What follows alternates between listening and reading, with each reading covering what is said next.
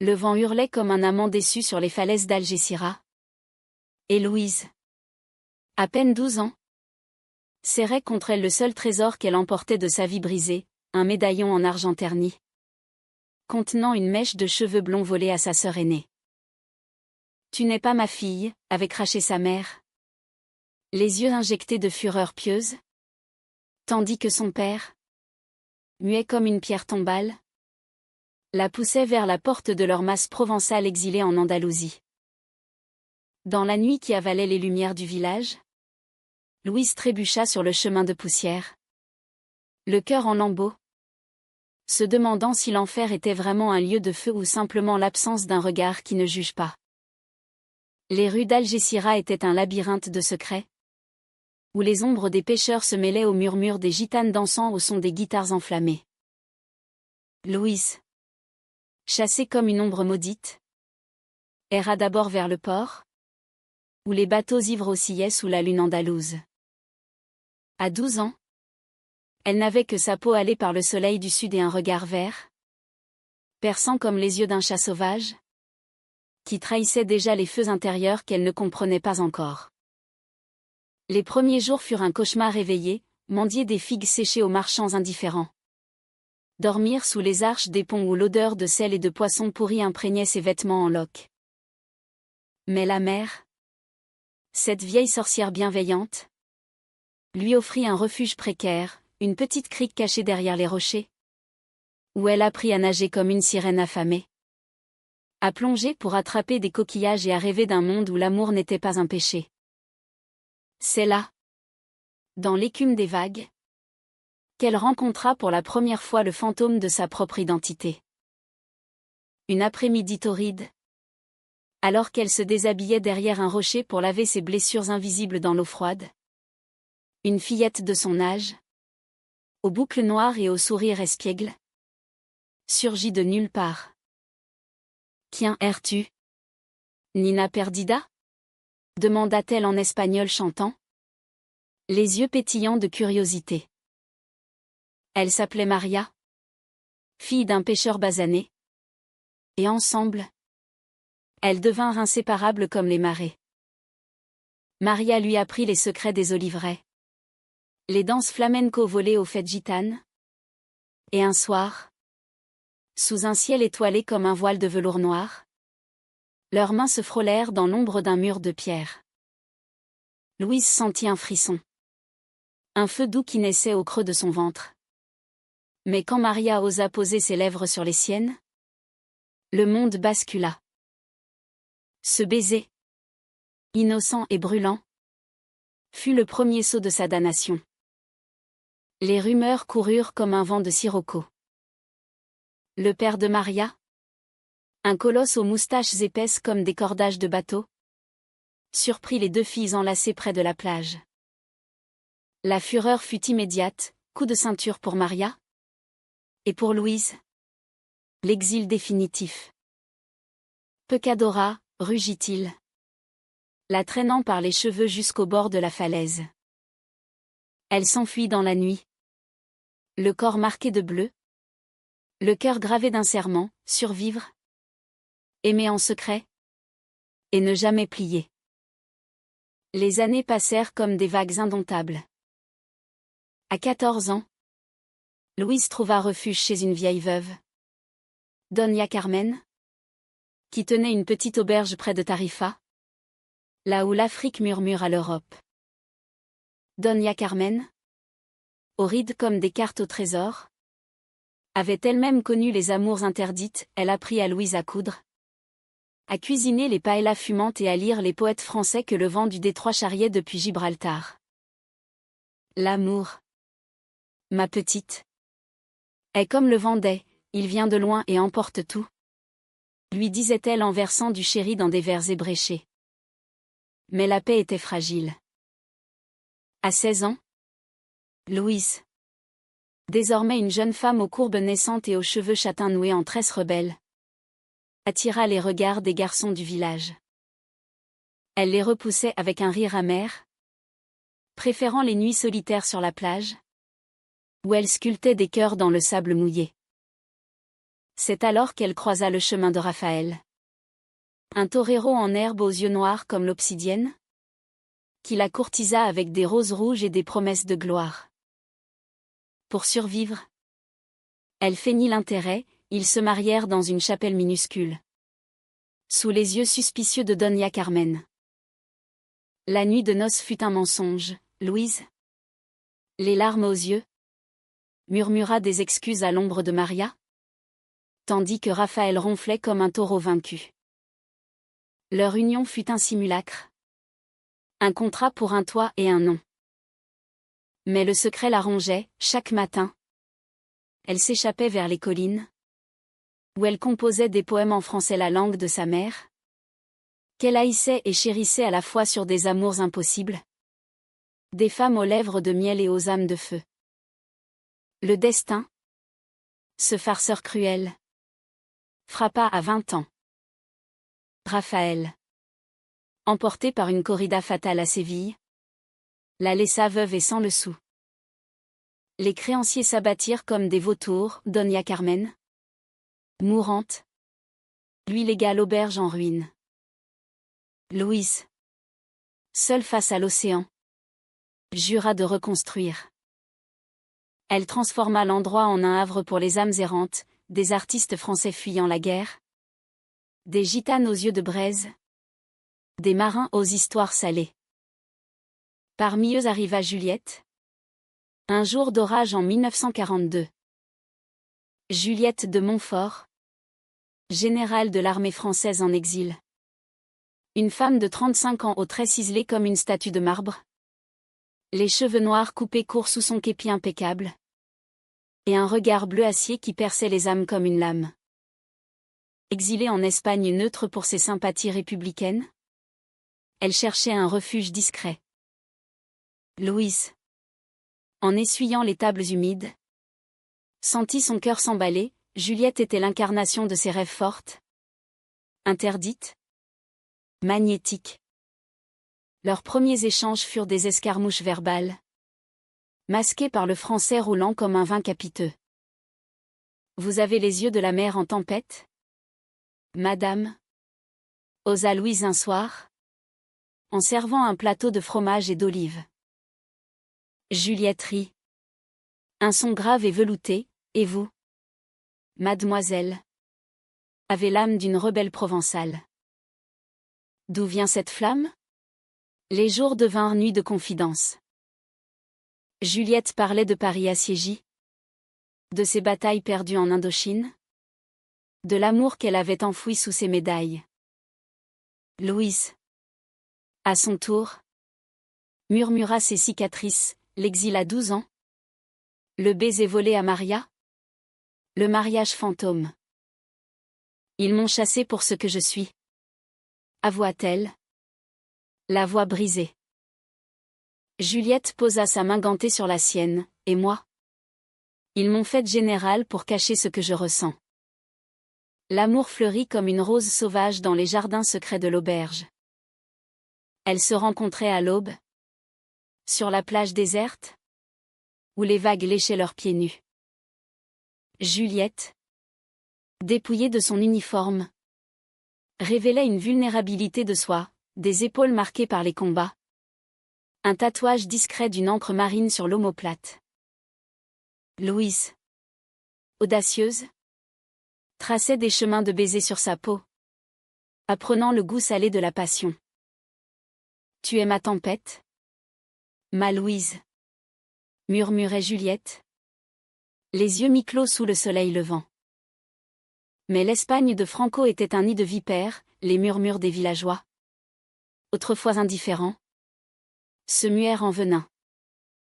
Un soir, alors que Juliette rentrait d'une réunion clandestine avec des exilés républicains, elle trouva Louise ligotée dans la cuisine, un couteau sur la gorge, tenu par le frère de Raphaël, un gardien civil corrompu, assoiffé de vengeance et de terre. Elle est à moi. Cette sorcière, grogna-t-il, les yeux fous. Juliette, d'un geste précis, dégaina son pistolet de service et le désarma d'un coup de crosse. Le sang coula peu. Juste assez pour teinter le sol de rouge, mais la nuit s'acheva en fuite. Elles s'enfuirent vers les montagnes de la Sierra Nevada, où les neiges éternelles gardaient les secrets des amants maudits. Là, dans une cabane isolée, leur idylle s'approfondit, des nuits de caresses sous les couvertures de laine, des promesses chuchotées au creux de l'oreille, des rêves d'un Paris libéré où elle pourrait s'aimer au grand jour. Juliette enseigna à Louise l'escrime, transformant sa fragilité en force. Louise, en retour, lui offrit la poésie de Verlaine, lue à la lueur d'une bougie dansante. Pourtant, les ombres s'allongeaient.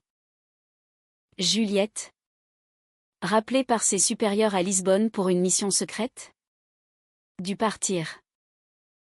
Attends-moi, mon amour. La guerre finira. Et nous serons libres. Jura-t-elle, scellant leur pacte d'un baiser qui goûtait les larmes. Louise promit. Mais le doute s'insinua comme un poison lent.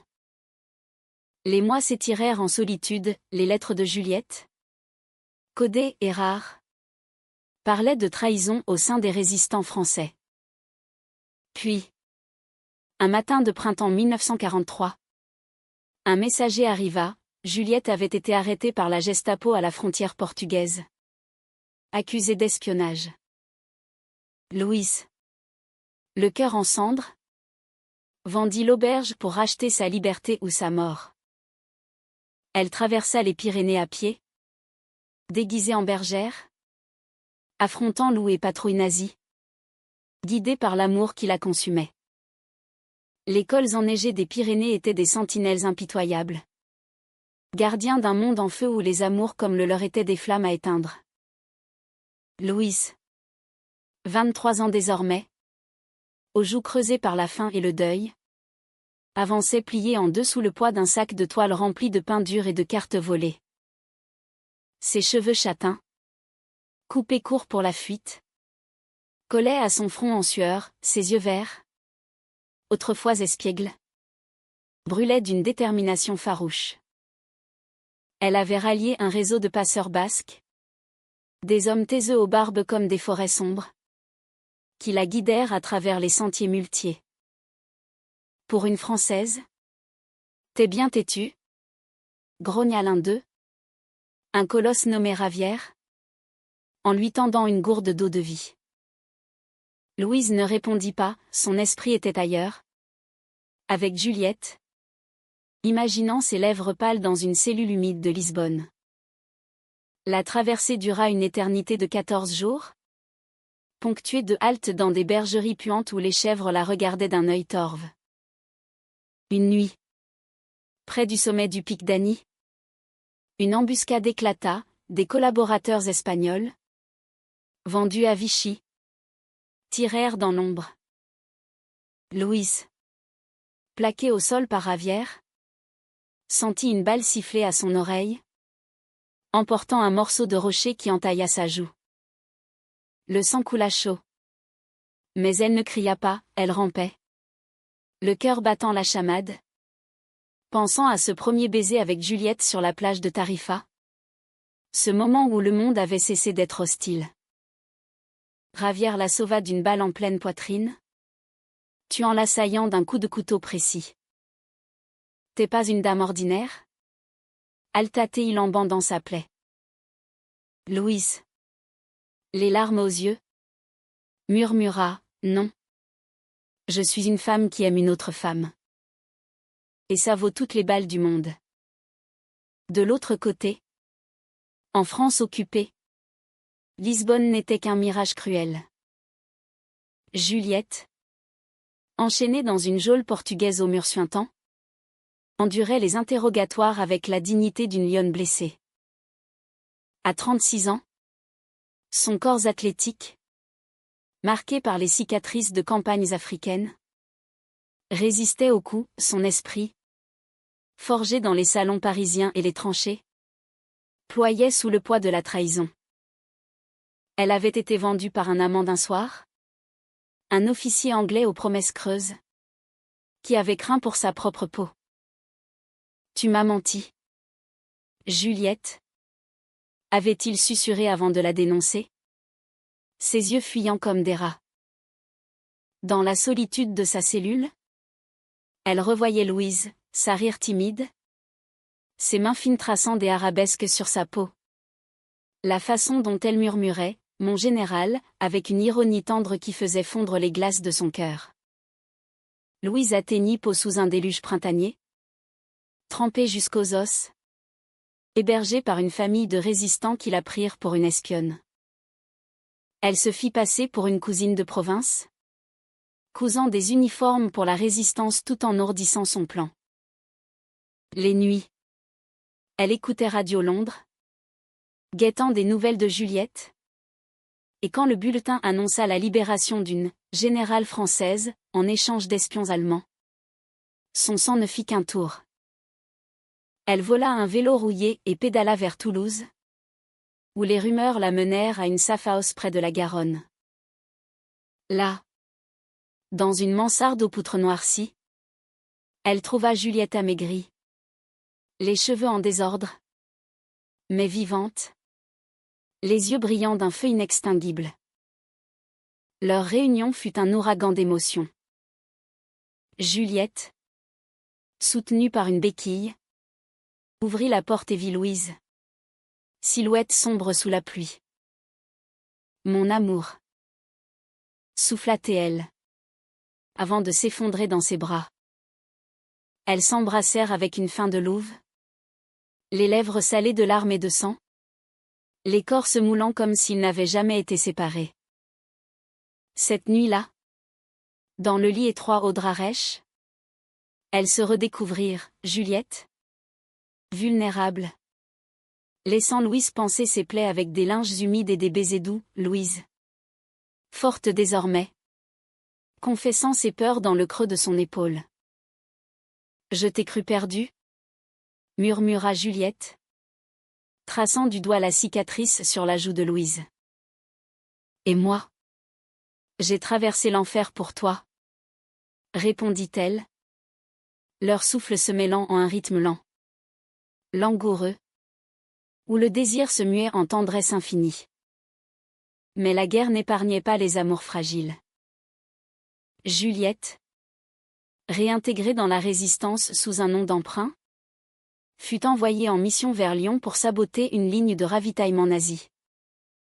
Louise insista pour l'accompagner, arguant que 2 cœurs valent mieux qu'1. Elles partirent ensemble, camouflées en paysannes, dormant dans des granges humides où les rats étaient leurs seuls compagnons. À Lyon, la ville aux lumières étouffées, elles infiltrèrent un entrepôt sous le couvert de la nuit. Le plan était simple, poser des charges explosives et filer. Mais la trahison frappa à nouveau, plus vicieuse. Un traître dans leur rang, un jeune résistant, jaloux de l'intimité qu'il devinait entre elles, avait vendu l'opération à la Gestapo. L'explosion prématurée transforma la nuit en enfer. Des flammes jaillirent, illuminant les visages horrifiés, des balles sifflèrent comme des serpents enragés. Juliette poussa Louise derrière un tonneau, prenant une balle dans l'épaule. Cours, hurla-t-elle, le sang imbibant sa chemise. Louise refusa, tirant avec un revolver emprunté, abattant un officier d'un trait précis appris des leçons de Juliette. Elles fuirent par les toits glissants, sautant de tuile en tuile sous un clair de lune accusateur.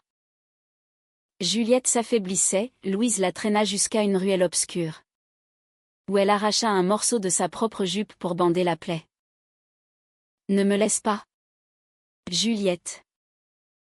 Pas maintenant, supplia-t-elle, les mains tremblantes. Juliette, pâle comme un linceul, sourit faiblement, jamais.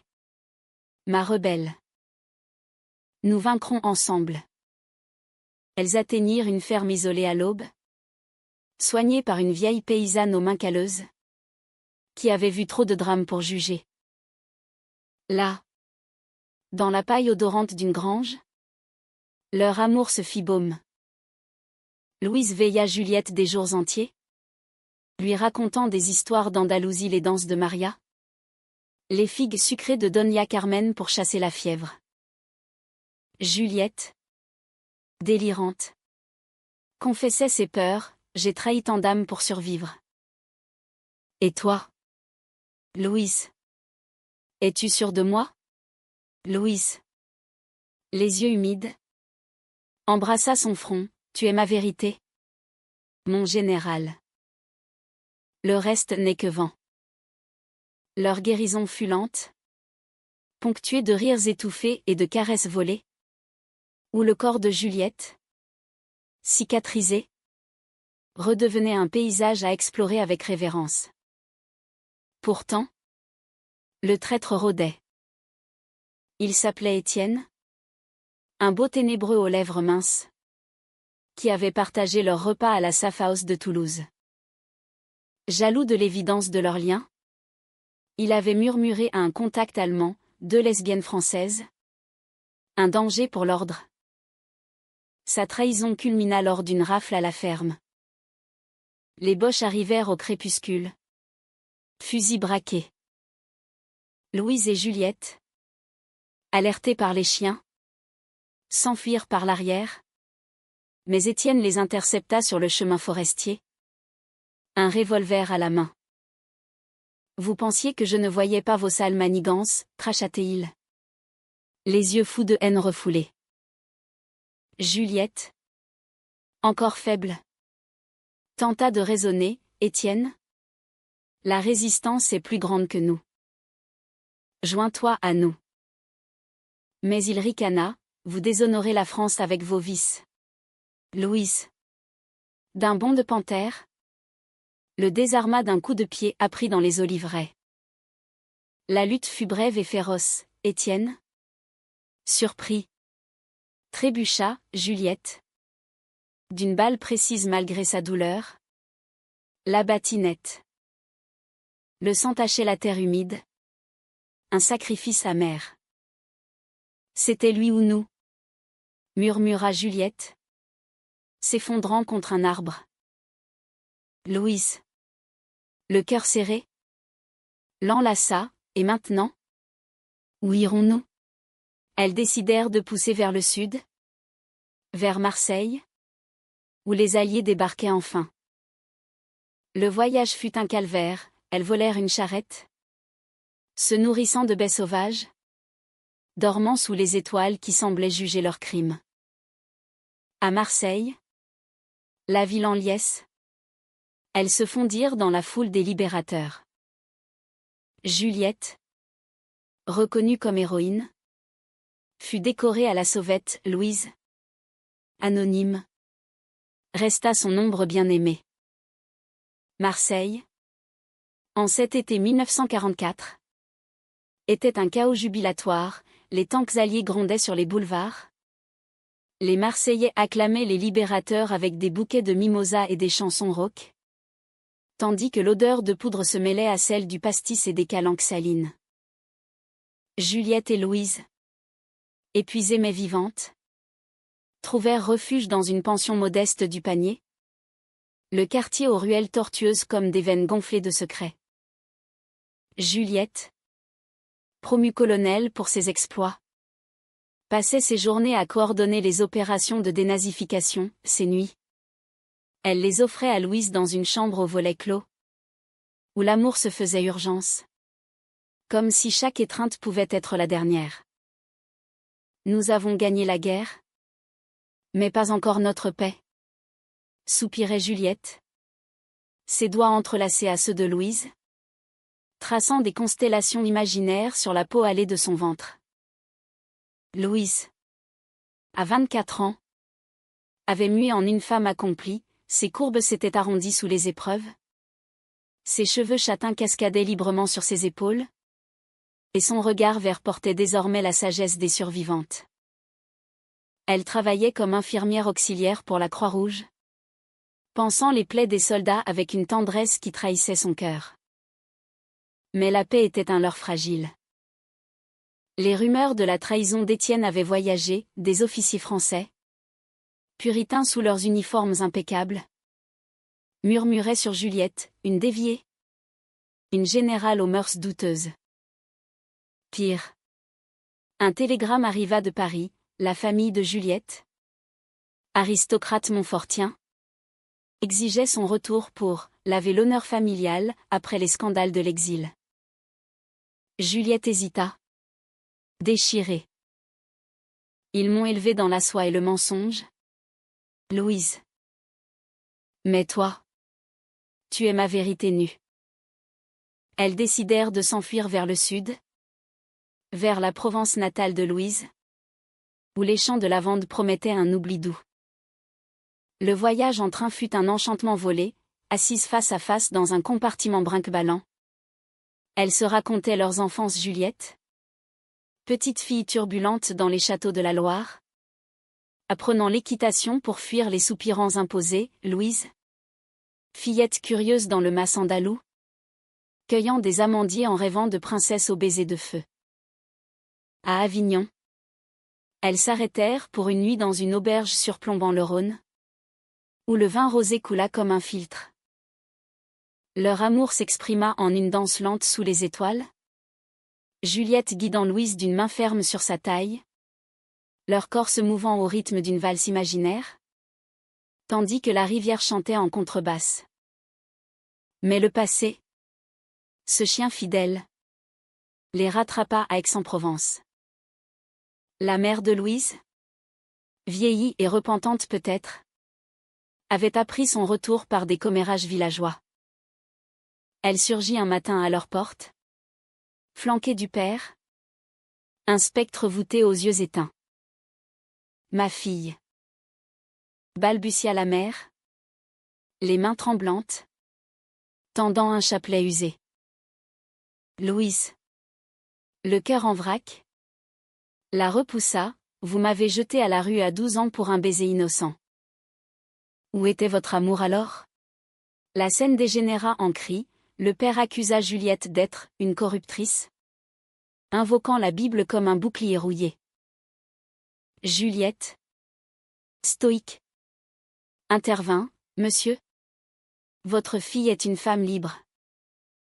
Et je l'aime plus que la vie. » Les parents partirent, maudissant, mais semant le doute. Un cousin, garde mobile, fut alerté pour enquêter sur des mœurs contraires à l'ordre public.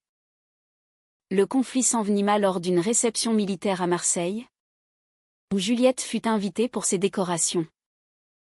Louise, en robe simple de coton blanc qui soulignait sa grâce méditerranéenne, l'accompagna comme amie fidèle. Les regards obliques fusèrent. Un colonel ivre, moustachu comme un pharaon déchu, coinça Juliette dans un coin. « On sait ce que vous fricotez avec cette petite Espagnole. La France n'a pas besoin de vos vices bolcheviques. » Juliette le gifla d'un revers de main ganté, provoquant un scandale. Louise, témoin, sentit la rage monter. Elle renversa un verre de champagne sur l'uniforme du mufle, sifflant « Touchez à mon amour, et je vous arrache les yeux. » Elles fuirent la soirée sous les huées, riant nerveusement dans la nuit tiède. Mais le mal était fait. Le lendemain, un ordre de mutation arriva pour Juliette, envoi en Indochine, pour service disciplinaire. La trahison finale vint d'un allié inattendu. Le colonel giflé, rancunier, fouilla le passé de Juliette et découvrit ses liaisons d'avant-guerre, dont une avec une cantatrice parisienne, exilée elle-même. Il alerta les supérieurs, fabriquant des preuves de déloyauté morale. Juliette, convoquée à Paris, fut interrogée dans un bureau glacial du Quai d'Orsay. « Vous êtes une honte pour l'uniforme, général », tonna un général bedonnant. Agitant des photos volées, Juliette et Louise enlacées sur une plage provençale. Juliette, droite comme un i, répondit « Mon honneur est dans mon cœur, pas dans vos archives. » Suspendue de ses fonctions, Elle rentra à Aix, brisée mais fière. Pour trouver Louise en pleurs, un télégramme anonyme l'avertissait d'une arrestation imminente pour corruption de mœurs. Leur amour, mis à l'épreuve, se mua en rébellion. Elles décidèrent de fuir vers l'Espagne. Ironie du sort, là où tout avait commencé. Empruntant des routes de contrebandiers, elles traversèrent les Cévennes sous la lune, dormant dans des grottes où l'écho de leurs murmures semblait éternel. À Perpignan, elles volèrent des papiers d'identité. Juliette devint Julia, veuve catalane, Louise, Lucia, sa sœur. La frontière pyrénéenne, gardée mollement en cette fin de guerre, les laissa passer sans heurts. De retour en Andalousie, à Tarifa, elles louèrent une cabane près de la mer, celle-là même où Juliette avait failli être tuée des années plus tôt. Là, dans la simplicité des jours, leur vie se tissa de routine tendre. Louise pêchait au petit matin, ramenant des sardines qu'elle grillait sur un feu de bois. Juliette, privée de son sabre, sculptait des totems en olivier, symbole de leur union indestructible. Mais le destin, ce poète sadique, réservait un dernier coup. Un automne pluvieux de 1945, un émissaire français arriva, un pardon officiel pour Juliette, avec réintégration et une pension. La France a besoin de héros comme vous, plaida Théil. Juliette, tentée par l'honneur restauré, confia le dilemme à Louise lors d'une promenade sur la plage. Si j'accepte, nous pourrons vivre à Paris, librement peut-être. La guerre est finie, les temps changent. Louise, le vent fouettant ses cheveux, sentit la peur l'envahir. Et si c'est un piège? Ils nous haïssent encore. La nuit, dans la cabane éclairée par une lampe à huile, leur dispute éclata comme un orage, accusations volèrent, larmes coulèrent. Juliette, blessée, murmura, « Tu doutes de moi? Après tout. » Louise, en sanglots, avoua, « J'ai peur de te perdre à nouveau. » La cabane de Tarifa, battue par les vendées qui charriaient les parfums de l'Afrique, devint le théâtre d'un drame intime où l'amour et la peur dansaient une tango impitoyable. Juliette, à 40 ans, ses cheveux noirs striés d'une mèche blanche comme une cicatrice d'honneur, arpentait la plage de sable ocre, le regard perdu dans les vagues qui se brisaient comme des regrets. Louise, à 25 ans, ses formes épanouies par la paix retrouvée, la suivaient en silence, le cœur alourdi par le poids des envolées. Le télégramme français gisait sur la table de bois. Un serpent endormi prêt à mordre. Accepte, Juliette. Prouve-leur qu'elles ont tort, implora Louise finalement, s'arrêtant pour ramasser un coquillage en forme de cœur. Juliette se tourna, les yeux bleus voilés, « Et toi? Seras-tu mon ombre à Paris? Caché derrière des salons guindés ?» Le conflit s'enracina profond, ravivant les fantômes. Juliette revoyait sa jeunesse, élevée dans un château de Touraine où les bals masquaient les hypocrisies.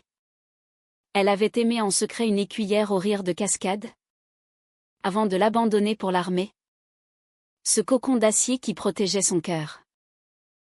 Louise, elle, se rappelait les nuits andalouses solitaires, sculptant des idoles féminines dans l'argile humide, priant pour une sauveuse. Leur dispute culmina une nuit d'orage, la mer rugissant comme un cœur grec.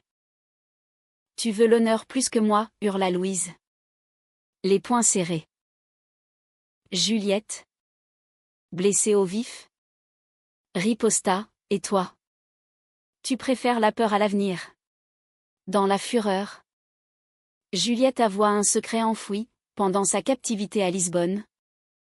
Elle avait pactisé avec un officier nazi pour survivre, échangeant des informations mineures contre sa liberté. J'ai trahi pour te retrouver, sanglota-t-elle, s'effondrant à genoux. Louise, frappée comme par la foudre, recula, la révélation était un poignard dans leur lien sacré.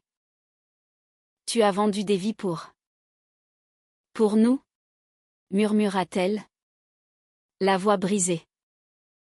La trahison, cette fois, était intime, viscérale.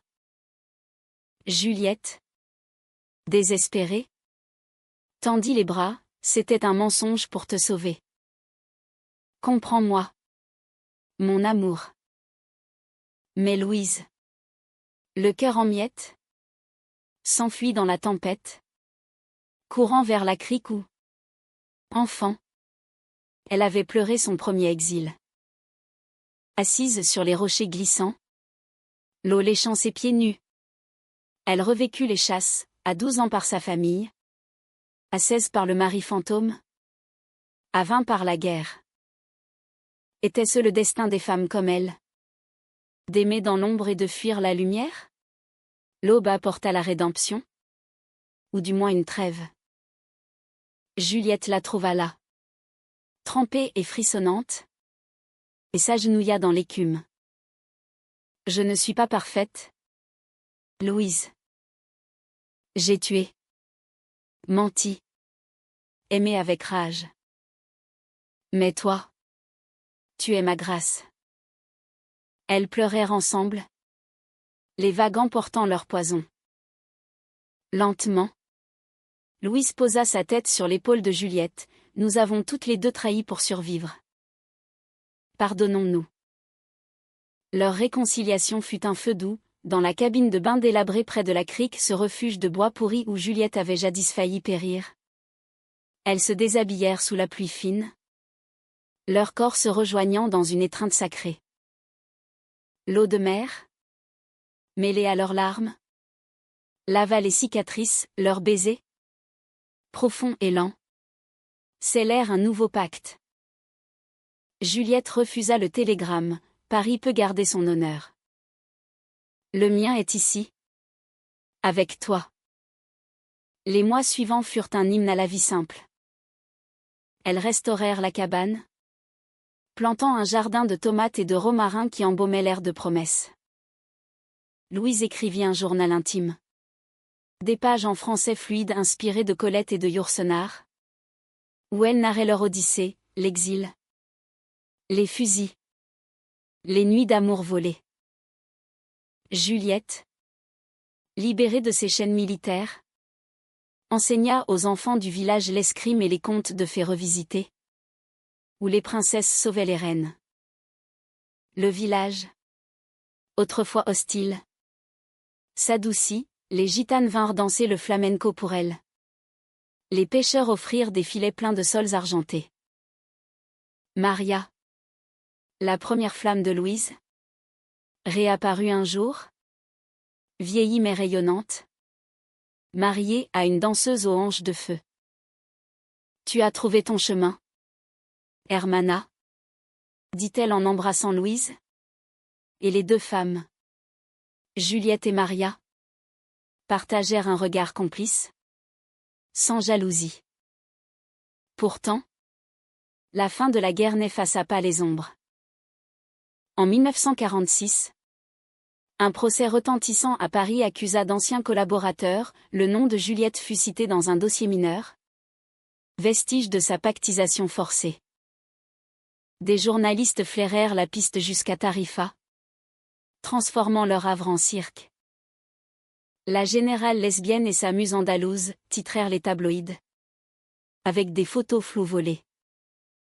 La pression monta, menaces anonymes, pierres aux fenêtres. Juliette, protectrice, insista pour affronter, fuir encore? Non.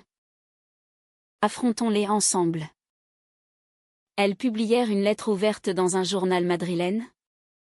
Anonyme mais poignante, nous sommes deux femmes qui s'aiment. Dans un monde de haine. C'est notre plus belle victoire. Laissez-nous vivre. Le scandale fit des vagues, mais aussi des alliés inattendus. Des intellectuelles françaises, inspirées par Simone de Beauvoir, lancèrent une pétition pour les droits des amours libres. À Tarifa, les villageois formèrent un rempart humain, chantant des fandangos de défi. Juliette et Louise, main dans la main sur la plage, regardèrent le soleil se coucher sur la mer. Un disque d'or fondu. Et si c'était la fin, murmura Louise, serrant le médaillon de son enfance. Juliette sourit. Son profil noble découpé contre l'horizon, non. C'est un début. Notre amour est plus fort que les empires. Le dénouement fut humain, teinté de lumière et d'ombre. Juliette, blanchie par un tribunal clément, choisit l'exil volontaire en Espagne, où elle devint professeure d'histoire à Grenade, enseignant aux jeunes la tolérance forgée dans le feu. Louise, à ses côtés, ouvrit une école pour filles orphelines de guerre, leur apprenant à lire les étoiles et à écouter leur cœur.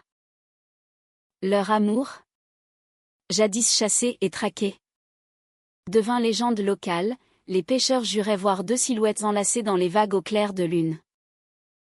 À 50 ans, Juliette, grisonnante et sereine, écrivit des mémoires sous pseudonyme, dédiées à Louise, à celle qui m'a sauvée d'un bain de sang et de solitude. Louise, jusqu'à son dernier souffle à 70 ans, garda le médaillon, y ajoutant une mèche de cheveux noirs. Dans la mort, elles ne se quittèrent pas, inhumées côte à côte sous un olivier centenaire. Leur pierre tombale porte une simple épitaphe en français, elles s'aimèrent librement. Et sur la côte d'Andalousie, le vent continue de murmurer leur nom, rappelant que l'amour, même chassé à 12 ans, trouve toujours sa cabine de bain, un refuge où naît l'éternité.